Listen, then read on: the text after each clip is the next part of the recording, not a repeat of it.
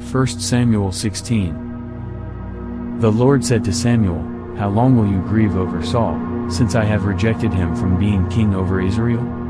Fill your horn with oil, and go.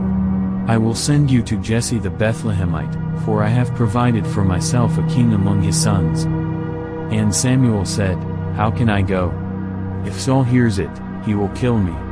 And the Lord said, "Take a heifer with you and say, I have come to sacrifice to the Lord.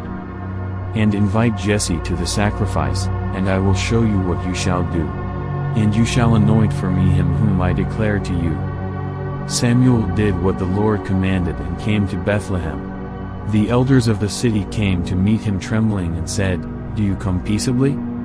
And he said, "Peaceably, I have come to sacrifice to the Lord. Consecrate yourselves, and come with me to the sacrifice." And he consecrated Jesse and his sons and invited them to the sacrifice. When they came, he looked on Eliab and thought, "Surely the Lord's anointed is before him." But the Lord said to Samuel, "Do not look on his appearance or on the height of his stature, because I have rejected him. For the Lord sees not as man sees, man looks on the outward appearance, but the Lord looks on the heart." Then Jesse called Abinadab and made him pass before Samuel. And he said, "Neither has the Lord chosen this one." Then Jesse made Shammah pass by. And he said, "Neither has the Lord chosen this one." And Jesse made 7 of his sons pass before Samuel. And Samuel said to Jesse, "The Lord has not chosen these." Then Samuel said to Jesse, "Are all your sons here?" And he said, "There remains yet the youngest, but behold, he is keeping the sheep." And Samuel said to Jesse, "Send and get him, for we will not sit down till he comes here." And he sent and brought him in. Now he was ruddy and had beautiful eyes and was handsome. And the Lord said, "Arise, anoint him, for this is he." Then Samuel took the horn of oil and anointed him in the midst of his brothers.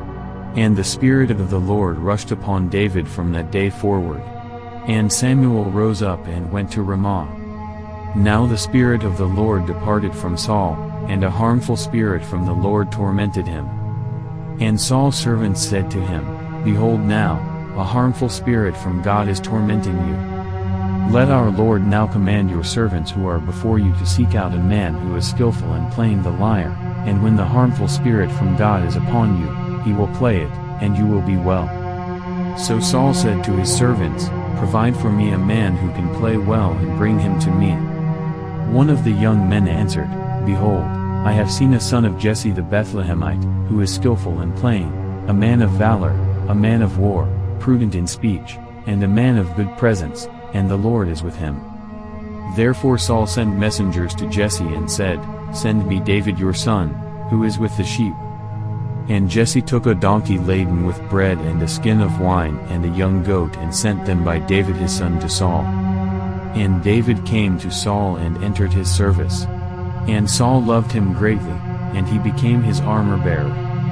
And Saul sent to Jesse, saying, "Let David remain in my service, for he has found favor in my sight." And whenever the harmful spirit from God was upon Saul, David took the lyre and played it with his hand. So Saul was refreshed and was well, and the harmful spirit departed from him.